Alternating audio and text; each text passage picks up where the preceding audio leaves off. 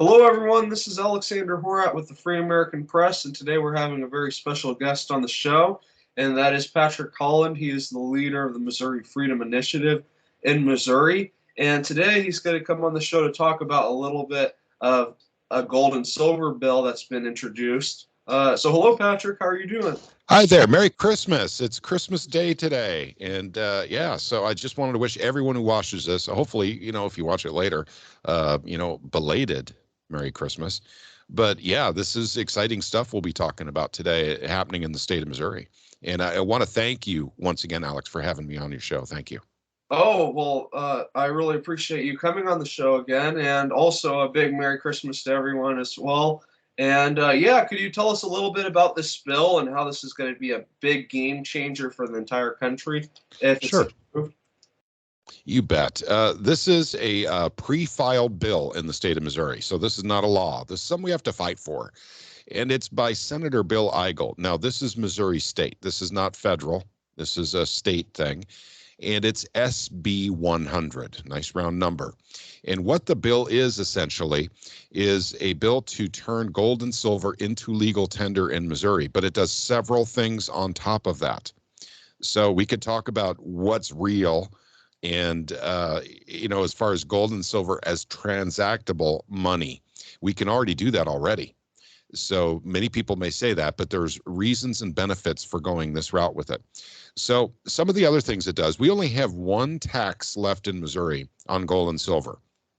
That's capital gains. So if you have, like an IRA filled with, a vault with gold and silver, basically when you cash it in, they know how much you paid for it. And when you cash it in, you pay taxes on your profit. In the state of Missouri, this bill eliminates that. The last vestige of any tax on gold and silver swept away with this bill. But it does more than that. It makes it illegal to confiscate gold and silver in the state of Missouri. That's another added benefit. We all know this has happened with gold in the past. Right. Not so much silver, but with gold. So let's see what else it does. This is probably the most exciting part of it, and then we'll get to other parts of it. It creates a bullion depository with the Missouri Treasury. Now, this is really, really important.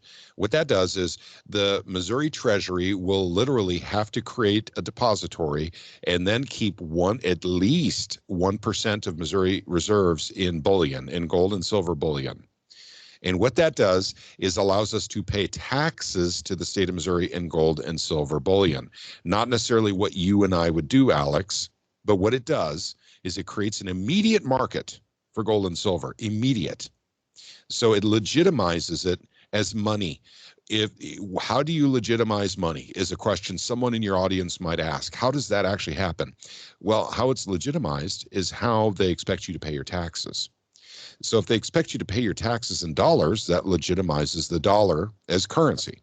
Yeah. If they accept gold and silver for payment of taxes, it's recognized as money in your state immediately, just by that fact alone. So this is among some of the things it does. But one thing that's really important to point out, the only entity that's being forced to do anything with this bill, because this is a voluntary bill, you can choose not to use gold and silver. You can choose to use gold and silver. The businesses can choose to use it or choose not to use it, but it doesn't give a choice to the government. In this bill, the government has to set up a repository, and it has to be able to accept gold and silver as money, and it has to submit itself for yearly audits involving the governor's office and the General Assembly. So if a business decides to transact in gold and silver, will they not need to pay any taxes if they use gold and silver for their transactions? Well, sales tax is always going to be there regardless. So how would that work with it being paid in gold and silver? Well, Would it be taxed? yeah, that's not a tax on gold and silver. That's a sales tax based on a good. Services are not taxed in the state of Missouri, but goods are. So if you go to the store and you purchase a bunch of oil to do your oil change, there's sales tax on that. Right. But if you pay someone to change your oil and you give him all the stuff he needs to do it, he can't tax you for that service. So there's no tax on service, sales tax on service. So at any rate, yes, there would still be sales tax, and you can pay sales tax in gold and silver with this bill, or you can pay it with, and by the way, this bill does not eliminate the dollar. So the dollar runs side by side with, gold and silver in this bill, just like the dollar is currently running side by side with Bitcoin. It's the same thing. So what's going to be, in your opinion, the biggest change once Missouri passes this bill, if they do, to the state and to the country in relation to gold and silver? Yep. The changes are, first of all, you have another state. There's 3 states, 4 states, I can't remember, that have already legitimized gold and silver as money in their states. So we have Nevada, we have, I think it's Utah, we have Texas, and I've heard people say that it's been done in New Hampshire, but I've not been able to find that yet. But I don't know. So I don't. But Missouri would either be the 4th or the 5th state to do this. So it sets a trend. It literally helps us hedge inflation, guys. One of the reasons why I like this bill so much, and I like it for a lot of different reasons, trust me, but we need a hedge for inflation. The federal government is hosing all of us with the Federal Reserve with inflation. And there's nothing Alex can do to stop it. There's nothing I can do to stop it. But what we can do is work with our states to make sure that there's a hedge against inflation in our state. It's like prepping your state for hard economic times. If your state treasury has gold and silver, it has a hedge against inflation instead of holding bonds or treasuries.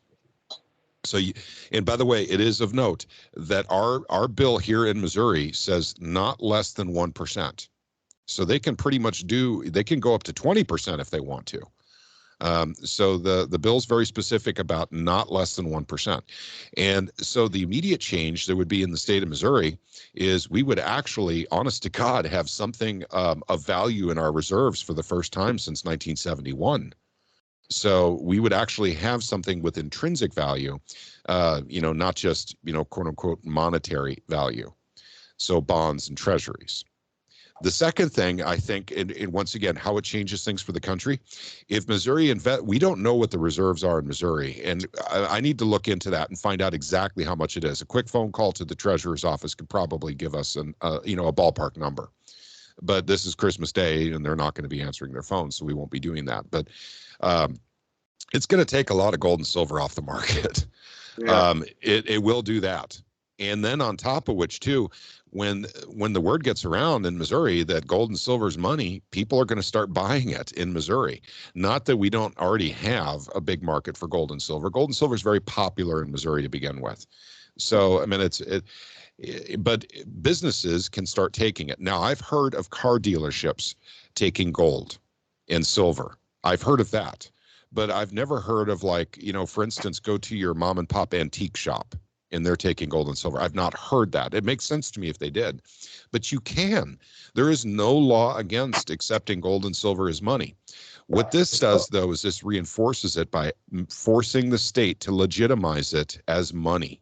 So that's what's so critical about this. Go ahead. So would the state set up like a dollar conversion rate of how much it's supposed to be worth? That's an excellent question. And I've had a conversation with Senator Eigel about this. And I think the way it goes is something like this. There are agencies out there, like, for instance, UPMA Bank, and that's a bullion bank based out of Utah. And they partner with the people who make the gold backs. We can talk about that later. But they're a player in this as well. And they actually have a system in place already where they are literally taking the average price of gold and silver, spot plus premium, all around the country. And that aggregate number of spot plus premium is what they value gold and silver as. We could leech onto that system, so we would know how much the average price is, spot plus premium, around the country. And then Missouri can use that number for what gold and silver is worth, and it would be widely available to everybody. So if a shopkeeper is going to say, okay, I'll take gold and silver, he can bring up his phone or on his computer what the price of gold and silver is at that moment, and then they can make the transaction based on that number. Yeah, that's good that there will be an official number in Mhm. regards to that. So, and also another question, if Missouri passes this, I know you said, oh, if a shop owner wants to accept gold and silver as money, they can. But would this also kind of make it so every shop owner, because every shop owner in Missouri has to accept the dollar as legal tender, Mhm. So would that also make them have to accept gold and silver as legal tender in every No, situation? No, it wouldn't. it does not. It's very specific. And by the way, that's an excellent question. Let me rephrase how I answered before. This is voluntary for you and me and Okay. for shopkeepers and businesses. It's all voluntary. The only entity that's being forced to do anything with this bill is, and I've read it quite carefully, is the state of Missouri. They must set up a bullion depository and they must accept gold and silver in payment of taxes. That's the only mandatory. Everything else is voluntary. In fact, it's even in this bill here that any equipment used to verify the weight and purity of gold and silver is borne by the person who is accepting it, for payment. So, basically that's totally voluntary. If you want to have a register at your local store that takes gold and silver, well, you want to set up that one register, with the equipment for weight and purity. And that could be done for less than $1,000. I think one of the really exciting things about this bill is what you said earlier, that right now Missouri's treasury is basically only having like dollars and things like that aren't really Treasuries and bonds. yeah, bonds and stuff. So that's really going to give Missouri some backing with gold and silver if there's a big stock market crash or something where they're not going to be completely wiped out. Well, Then, it's not just that. I don't think our reserves are based on stocks in the state of Missouri, but the fact of the matter is those instruments they're using to hold reserves are not keeping up with inflation. right. So that's the big problem here. The state of Missouri is a victim of the Federal Reserve, and we don't want to be victims. We want to, we're going to be very proactive in this state about how we deal with inflation.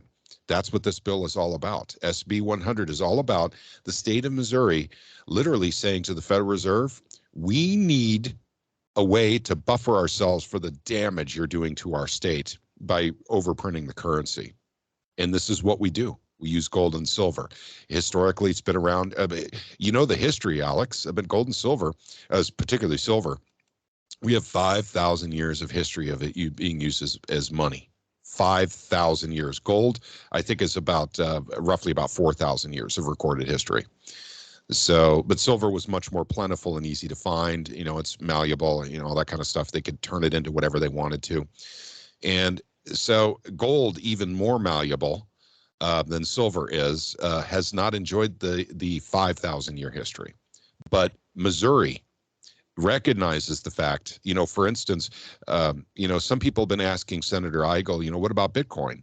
And I think, and by the way, I've not heard him answer that question directly, but I think if I did, his answer would be, we just don't have enough history with Bitcoin. I mean, we have 5,000 years of history with precious metals being used as money. We have, was that 12 years with Bitcoin, something like that, 12, 13 years? That's just not enough, especially when they're overprinting the currency in the United States. You said that there was other states that have passed similar bills to this, but do they actually set up a gold depository like Missouri's going to? An excellent question. My research shows that Texas was the only state that actually set up a depository, and they just started putting gold and silver into that repository in 2020, even though they passed the bill in 2015. Do you know what percentage that was supposed to be? Did they I don't remember. I did know that at one time. I don't want to give an improper number, but I'm not sure that the law actually specified how much. But I did read an article saying how much they did do. And I don't remember what that number was. That was about 2 years ago when I read that article. So I think basically this bill is a direct, attack against the Federal Reserve because the Federal Reserve, they've had the power of the printing press to print however much money they want to devalue Missouri's dollars and whoever's dollars that they want to in their treasury. And basically, so what do you think the Federal Reserve will do to react to this, or do you think they'll react at all? Or well, the way you phrase the question to me is kind of interesting. Some people may see it as an attack on the Federal Reserve, and that's okay because in many ways it is, because we're actually supplementing their product with God's money, so, and they don't want that, obviously. However, I choose to think of it as, in football, you need a strong defense. You need a good offense, but you really need a strong defense to prevent the other team from getting any score, right? Because your offense is working on that. We need defense in the state of Missouri from inflation. We need something. We have nothing to help us. We are suffering along with the rest of the country. And we here in Missouri recognize that there is a way to help the state. And that includes the state pension fund.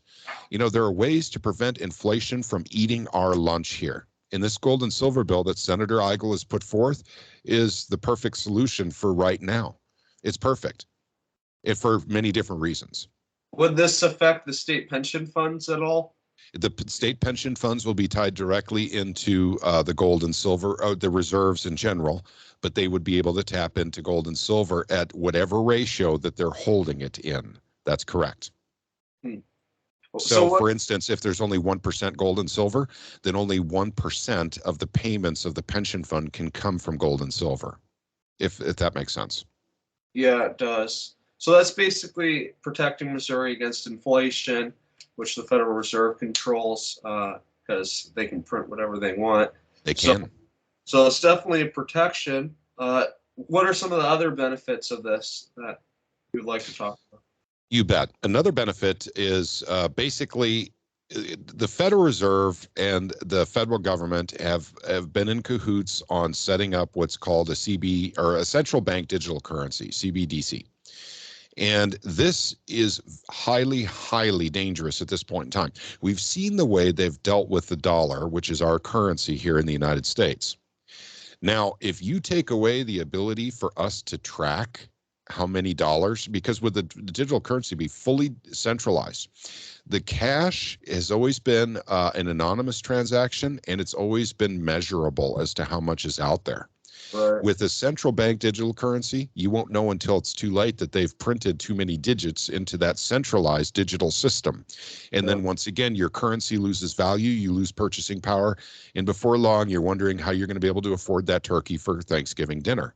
And then suddenly out of the blue, it can happen very quickly. I don't trust the Federal Reserve. I don't trust the federal government. I do trust, however, in gold and silver coins, because the Federal Reserve can't just print them willy-nilly like they're doing currently with the dollar. Right. So that's a good point, because if they roll out this CBDC, Missouri will be less affected because they have the gold already. That's correct. Because they're probably going to make them exchange their dollars for the central bank digital currency. And that is pretty scary, because they have the power to basically put as many digits as they want on the computer screen, and they probably have the power to take away your money too at the same time digitally. So that's having the physical gold and silver on hand is a good way for protecting that. I agree. So I think you're right. Is there any other things that you'd like to talk about this bill, or any other thoughts? Well, first of all, I'd like to show it to people, if that's okay, if you'll let me share my screen real quick. Please do. Okay. Let's share the screen. Okay, this right here is actually the bill, and by the way, hopefully you can link this down below in your description section. Yes. This is what we call an executive summary. And what it does is it hits all the major points of the bill. However, if you click up here on full bill text, it'll bring you to introduced right here, and you click on that, and that brings up the full PDF document, which I believe is 10 pages long. Now, why is it 10 pages long? Because we have a lot of stuff to cover here with getting rid of capital gains tax. So, you know, we have to take away a tax, so we have to explain that in the bill as well, and how that would work. So that's why the bill is 10 pages long. The executive summary, though, is excellent to read and covers the major points. Now, you won't find anything in this executive summary about, you know, how cool it will be to have gold and silver as an option for people to use as money in the state of Missouri. That general excitement is conveyed by, you know, Bill himself. If you've ever heard him do an interview about gold and silver, he's done 2 that I know of so far. Right. So it's very popular. It's a very popular thing right now. So let's take a look at one more thing. So we know that Bill Eigel has put this in the Missouri Senate. It's been pre-filed. We don't have a House companion bill at this time, but there may be in the near future. But the 10th Amendment Center also did a story on this. Actually, the 10th Amendment Center was all over it. As soon as they found out about this bill being pre-filed, they went ahead and wrote up an article about it, which also hopefully will be listed down below in the description section. They're very excited about this bill, particularly about setting up the depository and forcing the state to do at least 1% in gold and silver. They like that a lot. I think that's a really good idea. So at any rate, those are the two main articles, that we have on this. With the truth, or not truth, I'm sorry, with the Missouri Freedom Initiative, we've done several videos on this, and then the Missouri Liberty Report has done a couple of videos on this too. In fact, even one of the board members of UPMA Bank was interviewed by John Williams with the Missouri Liberty Report to talk more about this bill and the direct impacts it has. And also, they were saying they would definitely look into putting a branch of UPMA Bank in the state of Missouri if we got this passed. Now, that's huge. That would be a place where you and I, Alex, can go trade currency for money, or vice versa if we wanted to. You can have your bank account there totally, by the way, that's a great thing about UPMA, totally based on gold and silver. Totally based. So basically, your ATM debit card reaches into your account that doesn't have dollars in it. It has bullion. So you can still use electronic transactions. And by the way, there's other services to do it too. UPMA Bank just took a very big interest in this bill and reached out to Bill Eigel and myself and others to find out more about it and to find out, basically if there's anything they could do to help. So at any rate, there are benefits to doing gold and silver, even beyond the physical coins. You can transact electronically with gold and silver. And I also like how it's getting rid of all the taxes associated with gold and silver. So it's basically making like gold and silver like a sovereign currency, which it's supposed to be. So that's really a plus. So that means whoever owns gold and silver has something that's not taxable in its own way, pretty much. Well, yeah, there's several states. Minnesota, I come from Minnesota and migrated down here about 26 years ago with my wife. And in Minnesota, they have sales tax on gold and silver. They actually have sales tax on money in the state of Minnesota. That's ridiculous. Thank goodness we don't have that here. But the only tax left having to do with gold and silver is capital gains. This bill eliminates it. Yeah, I think that's good because capital gains is a really high tax if you make any gain on it. That's correct. Monetary way.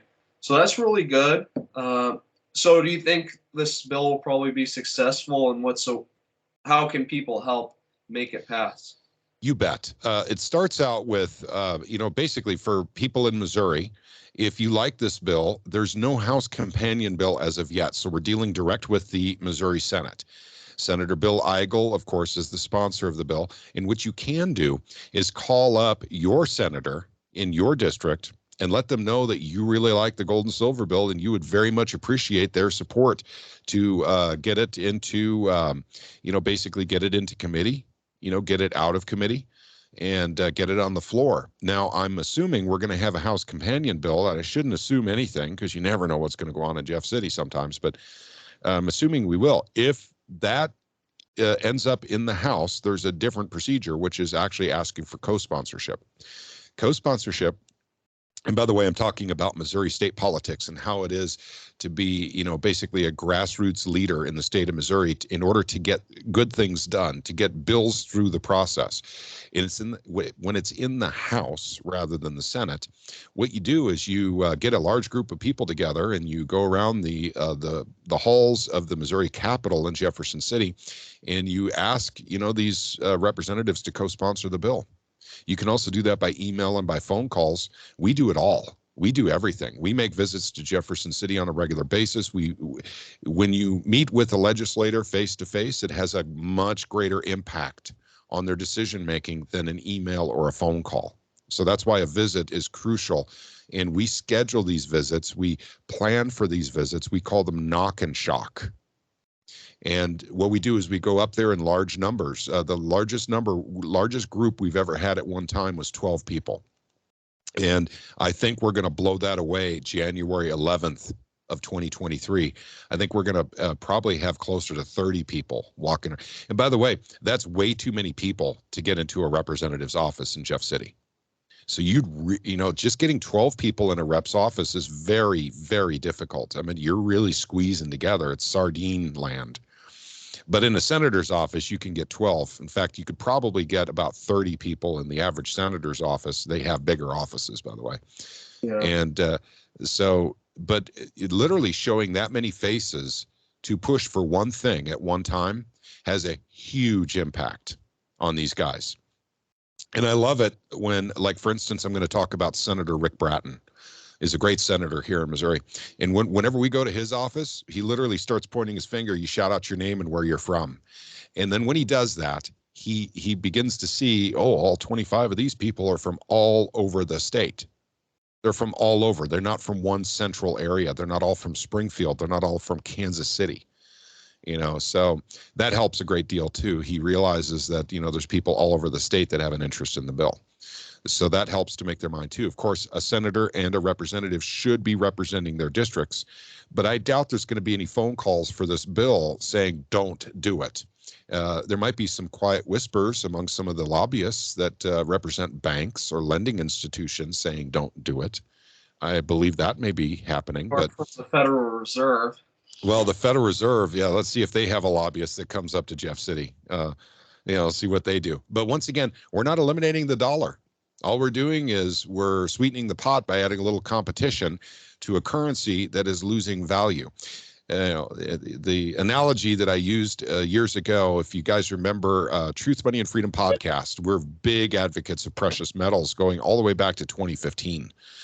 And so we've been doing that for a long, long time. And the analogy that I've always used is if you live in a state like Missouri where you have to put on a winter coat, for several months out of the year, if you left a $20 bill in that coat the last time you wore it, and then you pull it out next fall, and then you find a $20 bill and you go, oh, cool, that's $20 I didn't know I had. I forgot about it. I'm $20 richer than I was. But that $20 has decreased in value during that time. True. If you leave, a barber dime, in that jacket, or, a 1 ounce, piece of silver, and you forget about it and you bring it out the next fall, suddenly it's increased by 10-15% in value in some cases. And that's a whole lot better than that $20 bill. And there's a parlor trick that I use, and I'm going to do it because I don't think I've ever done it before on your podcast. So give me a second here while I get my wallet out. And I want to, and I do this everywhere I go, and people find it. Okay. So I ask people, this is what I do when I go places. I literally put a dollar bill or a 10 or whatever on the table, slide it to them and say, what is that worth? And here's what they say. Well, that's $1. It's worth $1. Okay. What is this table worth that we're sitting at? Well, the table might be worth $100. Okay. Why aren't you comparing the table to another table? Why don't you say it's worth another table exactly the same size, the same dimensions? Well, why would I? Because you don't think that way. Yeah, but you're comparing the dollar to itself. The dollar's worth $1. This is how they hide inflation from you folks, because that $20 bill is still worth $20, even though it's deflating in value. Yeah. But, for instance, that table has gone up in value. You should have been saving in tables, not dollars. I mean, it's really, really simple concept to understand, but it's actual brainwashing. We've all been brainwashed to believe that these things hold value. They do not hold value. They lose value. That's what they do. The Federal Reserve keeps printing more of them. Now, if there was something backing this up, like if silver were allowed to back up our currency again, then it wouldn't be happening.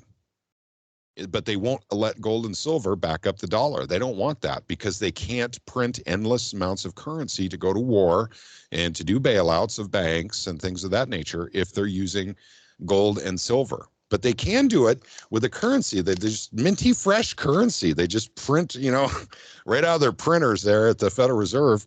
And then they go, oh, okay. Go ahead. It's a tax too, and It we is. don't It's a know. hidden tax. They when they print more, it makes everybody else's dollar worth less. I know. It's like, hey, let's print up 10 billion of these thingies and send it to Ukraine. And then Oh, you isn't that a good idea? don't even hear about it, but you're being taxed more. So it's just a tricky way too. Yep. Like if Yep. they have to say we have to raise taxes by 2% every other week, then maybe people get mad. But this way, nobody knows, so the wool's over their eyes, and they can keep doing whatever they're doing. Absolutely. And you're so right. You get taxed in many different ways. Everyone pays more taxes when the value of everything goes up, because taxes are always a percentage of the initial purchase price. So the sales tax goes up, use tax goes up. Even customs tax goes up. Every tax goes up when inflation goes up. So, basically, if we were in gold and silver as money in the United States, or more specifically in Missouri, the inflation actually the value of your gold and silver goes up with inflation, so you don't lose your purchasing power. And It's they that simple. and they make it seem too like inflation is an act from God or something, but it's really a few unelected bureaucrats who are causing it to happen. So Indeed. In fact, it's worse than that even. I would actually, it's not just that they're trying to say it's an act of God. It's because it's a system to literally pay off your buddies. right. So, at the top, when they print this currency, it goes to government programs and government contractors. They are the first recipient of all this quote unquote currency before it goes out into the general economy. They get to use it when it still has more value. Right. When they use it and they spend it and it starts going through the general economy, then it's worth less by the time it gets to us. It's a top-heavy system. This is the way it works. And it doesn't matter what country. And by the way, I'd like to add, basically, we're printing up money and supporting the Ukraine. Why isn't the Ukraine printing up money? Why can't they just print up money so they can support their war? Because they don't want to devalue their currency. That's correct. You're absolutely correct. But no one minds the United States devaluing our currency. Nope. We can bail out banks with it. We can support wars with it. And all the while, mom and dad, your pension funds are drying up really quick, really quick. They don't hold value anymore. You're going to starve to death, or you're going to have a very, very meager lifestyle when you planned for something a little bit more elaborate. You wanted to leave something behind to your kids. All our money, in the end, and by the way, for those who have watched what happened in Venezuela, eventually everything of value you have goes to pay for food. That's ultimately what happens in a hyperinflation. So literally just getting food to eat and survive. Everything you have of value ends up going to that. So if you have gold and silver that keeps up with the value of, or the inflationary, basically you can have a little bit more comfortable lifestyle. I agree. Yeah, because you're hedged against inflation. Inflation won't affect you. Only way gold and silver is going to be inflated if they somehow mine so much gold and silver out of the blue. But that's really doesn't happen though. I think there was only one time that gold and silver was ever inflated, and that was when they robbed the entire New World of all its gold and silver and brought it to Europe. But that was the only time. So I definitely. Go ahead. Oh no, you go ahead. Sorry. I want to recommend that people take this bill from Missouri, print it out, no matter where you live in the United States. Print it out and bring it to your representative or your senator and slam it down on the table in front of them like Perry Mason and say, do that. I want this in my state. That's what you should do. Every single state deserves some sort of hedge against inflation. And if your state is not recognizing gold and silver as legal tender, you're missing out. Your state is missing out. Your state will go down with the ship. You have the ability to actually protect yourself from the ship going down. And that is literally getting your state to acknowledge gold and silver as money by having your treasurer save back some of your reserves in the form of gold and silver and taking gold and silver as payment for taxes. Guys, that's the secret sauce of the bill, as far as I can tell. Yeah, it gets rid of capital gains tax, and that's cool, because there shouldn't be tax on money anyway. It makes it illegal to confiscate. That's cool. But the teeth of the bill is that the treasurer is recognizing gold and silver as money in the state and taking it in the form. Now, it doesn't mean that you and I, Alex, are going to pay our taxes in gold and silver. I'm going to say that again, because you and I are smarter than that. We want to hold on to our gold. We want to give the treasurer these. Yeah. Say, you can have this. But basically, when they say and they announce they will accept gold and silver as payment, that legitimizes the currency in the state. That's how you do it. That's how it happens. And I probably said currency there. I meant to say money. It legitimizes money as gold and silver as money. So I do encourage every state to do something similar to what Senator Bill Eigel is doing for the state of Missouri. This is really, really important, gang, because we may have a lull in this inflationary period, but I guarantee you it's not going to last too long before they start printing money again. Businesses are failing right now all over the United States because of this inflation. They're ultimately going to have to start bailing these businesses out, and they will print more money to do it. And now some people, very smart people I talk to, say they're going to bail them out with the new digital currency. And once that money comes back from Ukraine, that's going to cause even more problems. Yeah, but that's nothing compared to what we're spending on other things. But at the same time, I understand what you're saying. That's $100 billion. I mean, shoot, just in the last, since, dare I say the COVID word, since COVID, we have printed up an enormous amount of money. And the fact is that is going through the fractional reserve system now. That's why there was a delay from when they printed the money and they were giving it out to before it actually started some pretty serious inflation, because it has to go through the fractional reserve system. In other words, if you get, let's just say you got, you're a business and you got, let's just say $50 million to keep your employees employed while they didn't show up at work. Basically it's a payoff for businesses not to say anything about COVID or to comply with any mandates having to do with COVID. That's the reason they did that, gang. And, hopefully I'm not going to get us in trouble on YouTube. Every time I say this stuff, I get us in trouble. But the fact of the matter is it goes to that business, and it's not until that money literally starts cycling through the commercial banking system. You take that money, you deposit it, and then they start making loans based on that money. With a fractional reserve, system was broken for a while. It was 0% reserve, 100% loaning out again.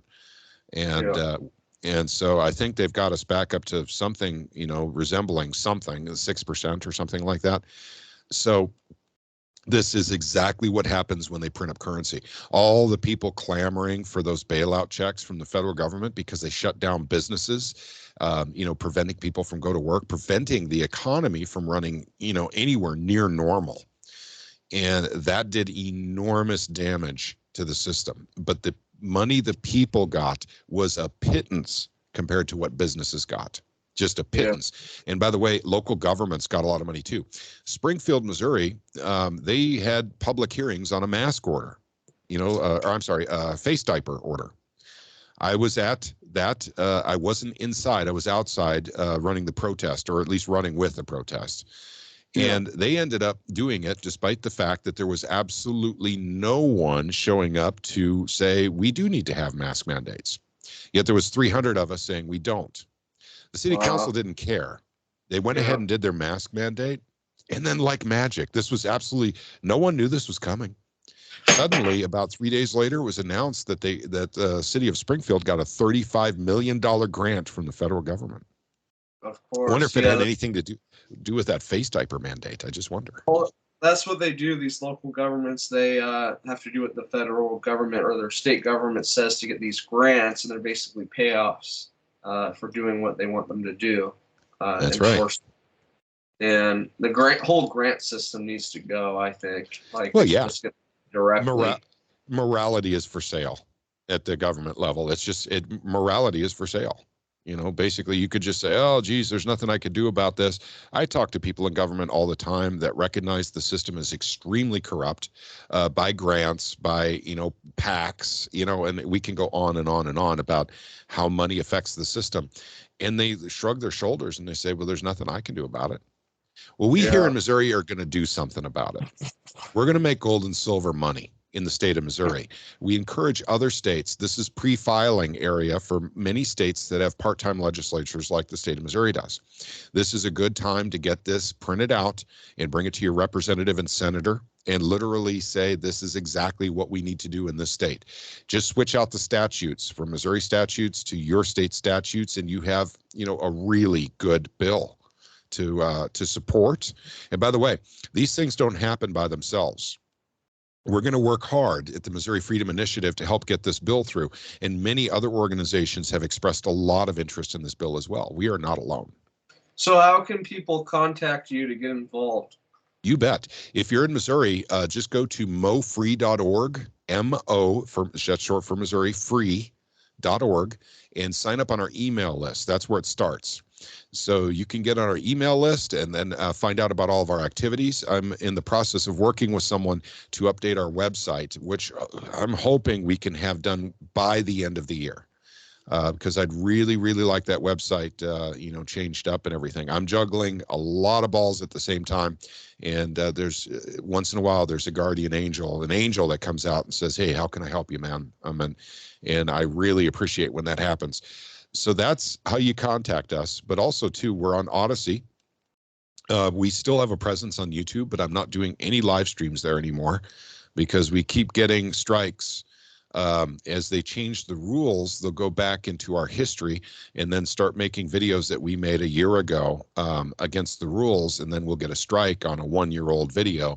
And I just don't have the patience to keep up with YouTube's rules. That's NSA and CIA stuff, and they don't like us. So, and they're probably tied into the Federal Reserve as well. So. Oh, definitely. Yeah, that's true. So we live stream on Odyssey. And that is the freest platform there is out there. It is blockchain based, and it's not a currency. It's a blockchain based streaming service. And it's Odyssey, ODYSEE.com. And then you'll find the Missouri Freedom Initiative there. We're also on Rumble, and we're going to start doing live streams on Rumble too, hopefully at the end of this year as well. But we're really big on Twitter. So, hopefully I'll get all those links to you, Alex. You can put them at the bottom of the video there so they can find us whatever social we're at. Yeah, I definitely will. Is there anything else you'd like to add, Patrick? Or yeah, just if you would, I'd like to say something. It's a little unconventional. I'm going to try not to offend anybody here.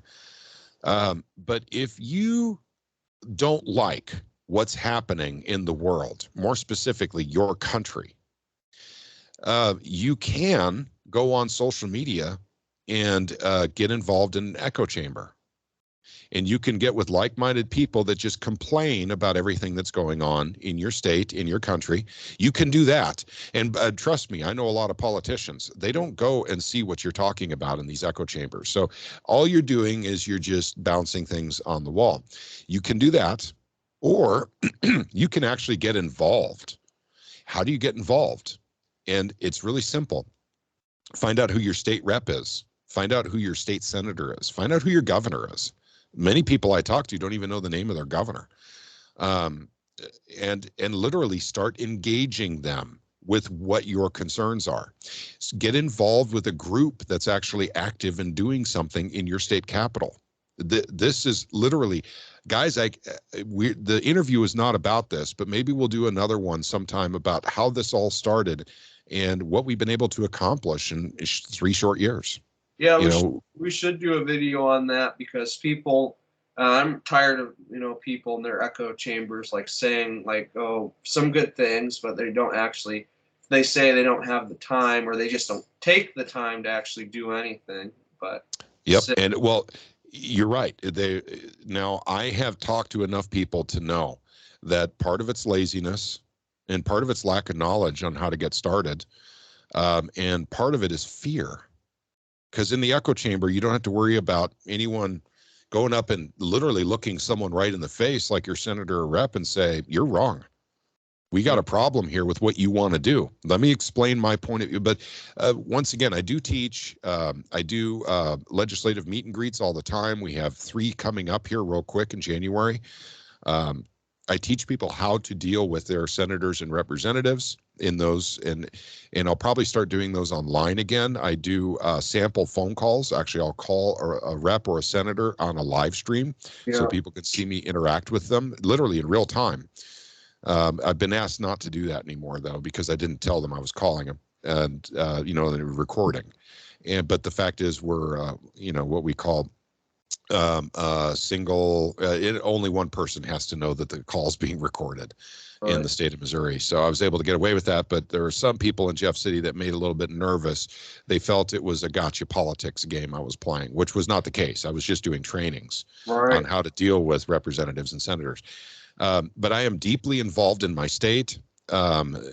Almost everyone in Jefferson City knows who we are, the Missouri Freedom Initiative.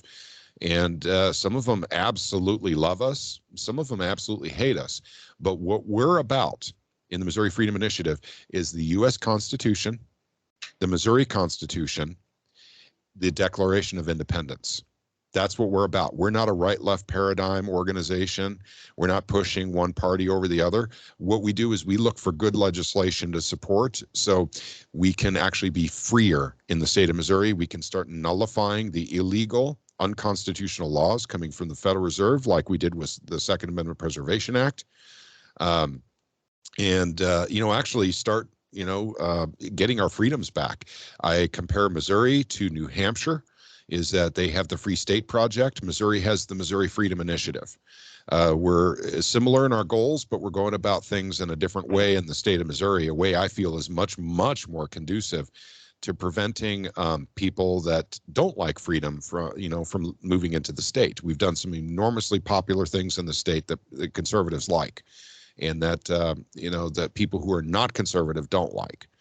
So, and I don't mean to use that as a comparison, but this is just my opinion, that conservative folks tend to be much more closer to the Constitution than non-conservative folks. Unfortunately.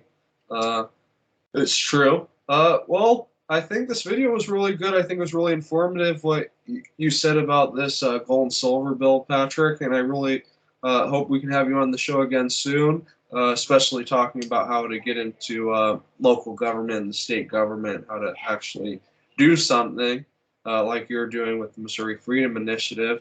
And just like to thank you again for coming on the show. You bet. Thank you very much for having me back again. It's been my honor. Merry Christmas to you, buddy, and to your family. Oh, well, I really appreciate that. You have a Merry Christmas, too, and a big Merry Christmas to everybody who watched this video. Hope you all have a good rest of your day. God bless. God bless you guys. MoFree.org. MoFree.org.